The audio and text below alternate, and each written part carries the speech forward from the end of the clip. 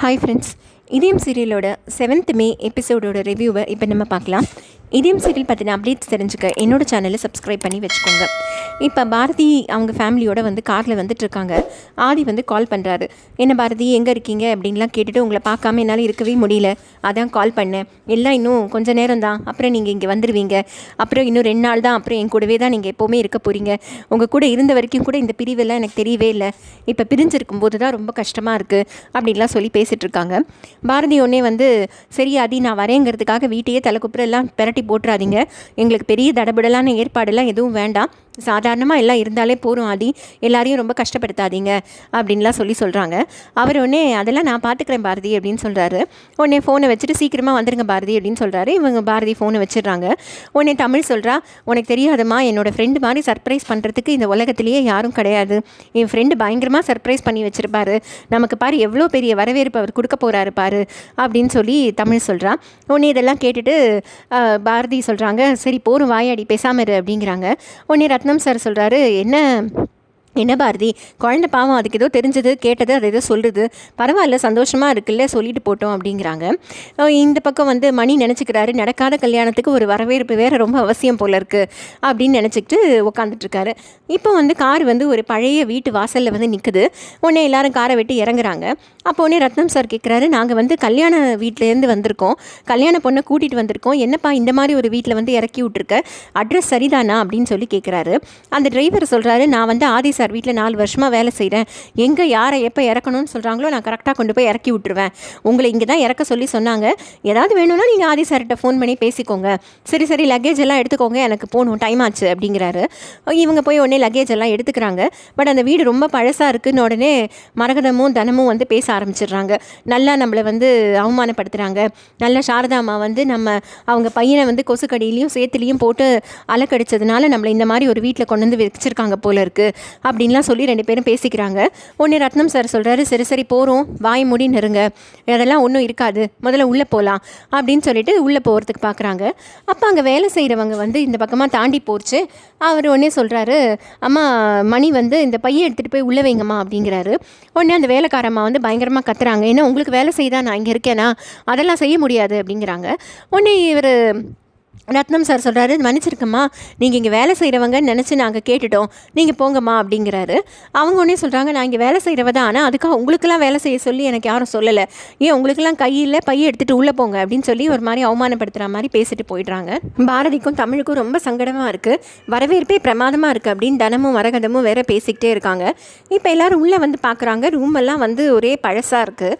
அப்போ வந்து பாரதி தன்னோட பேக்கை எடுத்துக்கிட்டு ஒரு ரூமில் போய் வைக்க போகிறாங்க. உடனே அந்த வேலைக்காரம்மா அங்கேருந்து ஓடி வந்து, அம்மா இங்கெல்லாம் உன் பிள்ளையை கூட்டிகிட்டு வந்து தங்காதம்மா, பையெல்லாம் இங்கே வைக்காத, ஊரில் சீமையில் இல்லாத பொண்ணு வரப்போகுதான், அந்த கல்யாண பொண்ணுக்காக தான் இந்த ரூமு அப்படின்னு சொல்கிறாங்க. அங்கே இடத்துக்கு ஒன்னே தனமும் மரகதமும் வந்து நின்றுக்கிறாங்க. அவர் ஒன்னே மரகதம்மா சொல்கிறாங்க, என்ன பாரதி, கல்யாண பொண்ணுக்கு தானே இந்த ரூமு, நீ அப்போ பையை வச்சுக்கோ அப்படின்னு சொல்லிட்டு அந்த வேலைக்காரம்மாவை பார்த்து, இவங்க தான் வந்து கல்யாண பொண்ணு அப்படின்னு சொன்ன உடனே அந்த அம்மா வந்து பாரதியை மேலும் கீழுமா பார்த்துட்டு, ஓ ஐயா வந்து புள்ளக்குட்டியோடு இருக்கிறவங்கள தான் கல்யாணம் பண்ணிக்க போகிறாரா அப்படின்னு சொல்கிறாங்க. பாரதிக்கு ரொம்ப தர்ம சங்கடமாக இருக்குது. உடனே அவங்க சொல்கிறாங்க, பெரிய இடத்து விவகாரம் நமக்கு எதுக்கு, எங்கள் முதலாளி ராஜா மாதிரி இருப்பார், இப்படிப்பட்ட ஒரு பொண்ணை போய் கல்யாணம் பண்ணணும்னு முடிவு பண்ணியிருக்காரு அப்படின்னு வேற இன்னும் சொல்கிறாங்க. இன்னும் மேலே மேலே பேச்சு வளர்ந்துக்கிட்டே இருக்குது. மரகதம்மாவும் தனமும் வந்து இன்னும் அவங்கள ஏற்று பேசிக்கிட்டே இருக்காங்க. என்ன மரியாதை இல்லாமல் பேசுகிறீங்க அப்படிங்கிறாங்க மரகதம். அப்படியே பேச்சு முத்தி போய் ஒரே பயங்கர சண்டையாயிடுது, கத்திக்கிட்டே இருக்காங்க அந்த வேலைக்கார அம்மாவும் மரகதமும் தனமும் மாற்றி மாற்றி சண்டை போடுறாங்க. இதை பார்த்த உடனே பாரதிக்கு ஒரு கட்டத்துக்கு மேலே ரொம்ப கோவம் வந்து, போரும் ப்ளீஸ் நிறுத்துங்க அப்படின்னு கத்துறாங்க. உடனே அந்த வேலைக்கார அம்மா அங்கேருந்து போயிடுறாங்க. அப்போ உடனே மரகதம்மாவும் தனமும் வந்து ரத்னம் சாரை பார்த்து சொல்கிறாங்க, இதெல்லாம் எதுவுமே சரியா இல்லை, அவங்க நம்மளை பெருசாக அவமானப்படுத்துகிறாங்க, நம்ம வந்து எதுவுமே இல்லாமல் இப்படி இங்கே இருந்து இந்த கல்யாணத்தை இப்போ இப்படி தான் நடத்தி தான் தீரணுமா அப்படின்னு சொல்லி கேட்குறாங்க. உடனே ரத்னம் சார் சொல்கிறாரு, போரும் நீங்கள் 2 பேரும் சும்மா இருங்க, ரொம்ப பேசுனீங்கன்னா இப்படியே நடந்தே உங்களை நான் காஞ்சிபுரத்துக்கு அமுச்சு விட்டுருவேன், பேசாமல் இருங்க, எல்லாம் எனக்கு தெரியும், போய் ஆக வேண்டிய வேலையை பாருங்கள் அப்படின்னு சொல்லி அமுச்சு விட்டுறாங்க. பின்னாடியே மணியும் போகிறதுக்கு முன்னாடி, மாமா என்னமோ பண்ணுங்க, பட் நீங்கள் பண்ணுறதெல்லாம் அவ்வளோ சரியாக எனக்கு தோணலை, இதெல்லாம் சரியாக வருமா மாமா அப்படின்னு கேட்குறாரு. எல்லாம் சரியாக தான் மாப்பிள்ளை வரும் அப்படிங்கிறாரு. சரி சரியாக வந்தால் சரி அப்படின்ட்டு மணியும் போயிடுறாரு. பாரதிக்கு ரொம்ப தர்ம சங்கடமாக இருக்குது. தமிழும் பாரதியும் நின்று ஒரு மாதிரி கலக்கமாக பார்த்துட்ருக்காங்க. உடனே வந்து ரத்னம் சார் சொல்கிறாரு, என்னம்மா நீ ரொம்ப யோசிக்காதம்மா, இதெல்லாம் கண்டிப்பாக வந்து ஆதி தம்பிக்கு தெரிஞ்சு நடக்கிற மாதிரி எனக்கு தெரியல. மேபி அவங்க அம்மா வந்து நம்ம அந்த பிள்ளையை வந்து சேத்துலேயும் கொசுக்கடியிலையும் போட்டதை எந்த தாயாலும் தாங்கிக்க முடியாது. தங்கத்தட்டில் வச்சு வளர்த்த குழந்தைய நம்ம வந்து கஷ்டப்படுத்திட்டோன்னு நினச்சிருக்கலாம்.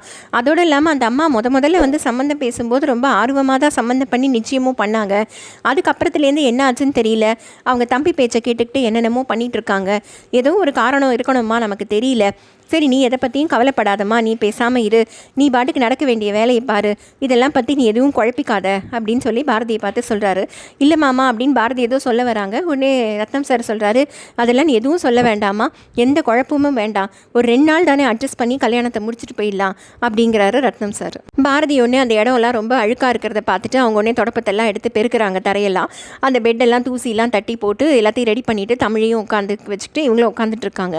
அப்போ உடனே தமிழ் கேட்குறா, அம்மா நம்ம இதெல்லாம் வந்து ஃப்ரெண்டுக்கு தெரியாமல் தானே நடக்கும், நீயும் நினைக்கிற, நானும் அப்படி தான்மா நினைக்கிறேன். கண்டிப்பாக நம்ம ஃப்ரெண்டுக்கிட்ட சொன்னால் இதெல்லாம் நமக்கு சரி பண்ணி கொடுத்துருவாருமா, நம்ம ஃப்ரெண்டுக்கிட்ட பேசலாமா, இரு நான் போய் ஃபோன் எடுத்துகிட்டு வரேன் அப்படின்னு சொல்லிட்டு போகிறா. உடனே பாரதி சொல்கிறாங்க, இல்லை வேண்டாம், இதெல்லாம் ஃப்ரெண்டுக்கு தெரியாமல் தான் நடக்குது. பட் இப்போ நம்ம போய் இதை சொன்னோன்னா ஃப்ரெண்டுக்கு ரொம்ப கஷ்டமாக போயிடும். அதனால் வேண்டாம் விடு, 2 நாள் தானே நம்ம அட்ஜஸ்ட் பண்ணிக்கலாம் தமிழ் அப்படின்னு சொல்கிறாங்க. இதை கேட்டவுடனே தமிழும் சரின்னு சொல்கிறா. இவங்க பேசிகிட்டே இருக்கும்போதே ஆதி கால் பண்ணுறாரு. கால் பண்ணிவிட்டு, என்ன பாரதி வந்துட்டிங்களா, நான் உங்கள் மேலே செம்ம கோவத்தில் இருக்கேன், நீங்கள் என்ன வந்துட்டு ஒரு கால் கூட பண்ணாமையே இருக்கீங்க, நான் கொடுத்த ஏற்பாடெல்லாம் எப்படி இருந்துச்சு, நீங்கள் அவங்க கொடுத்த வெல்கம் ட்ரிங்க் குடிச்சிங்களா, அது அங்கே சிக்னேச்சர் ட்ரிங்க்கு ரொம்ப நல்லா இருந்திருக்குமே, உங்களோட வரவேற்பெல்லாம் எப்படி இருந்துச்சு, நான் ஏற்பாடு பண்ணியிருக்கிறதெல்லாம் பார்த்து நீங்கள் ரொம்ப எப்படி திக்கு முக்காடி போயிருப்பீங்களே, அப்புறம் நீங்கள் வந்து நான் கொடுக்குற எந்த வரவேற்பையும் வேண்டான்னு சொல்லக்கூடாது, நீங்கள் இங்கே தங்க போகிற 2 நாளும் நான் விதவிதமாக வந்து அலங்காரம் பண்ண சொல்லியிருக்கேன் ரூமெல்லாம், ஸோ அந்த மாதிரி விதவிதமாக உங்களுக்கு வந்து அலங்காரம் பண்ணுவாங்க, நீங்கள் எதையுமே வேண்டான்னு சொல்லக்கூடாது அப்படின்லாம் சொல்லி அவர் பாட்டுக்கு பேசிக்கிட்டே இருப்பார். இந்த பக்கத்துலேருந்து பாரதி ஒன்றும் பதிலே சொல்ல மாட்டாங்க.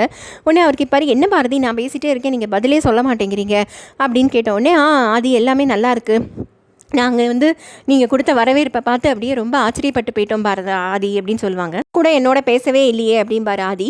உடனே வந்து நானும் இங்கே தான் ஃப்ரெண்ட் இருக்கேன் அப்படின்னு தமிழ் சொல்வா. அப்போ உடனே அவர் சொல்வார், ஃப்ரெண்ட் உங்களுக்காக ஒரு விஷயம் நீங்கள் கேட்டீங்க, அதை பக்கத்து ரூமில் வாங்கி வச்சுருக்கேன், நீங்கள் அதை போய் பார்த்துட்டு உங்களுக்கு பிடிச்சிருக்கான்னு சொல்லுங்கள் அப்படின்னு சொல்வார்.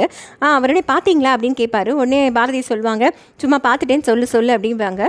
உடனே தமிழும் வந்து பார்த்துட்டேன் ஃப்ரெண்டு, நான் கேட்டதை நானே மறந்துட்டேன், எனக்கு ரொம்ப சந்தோஷம் ஃப்ரெண்ட் நீங்கள் வாங்கி வச்சது அப்படின்னு சொல்வார். இது மட்டும் இல்லை ஃப்ரெண்ட், உங்களுக்கு இன்னும் நிறைய சர்ப்ரைஸ் இருக்குது அப்படின்னு அவர் சொல்வார்.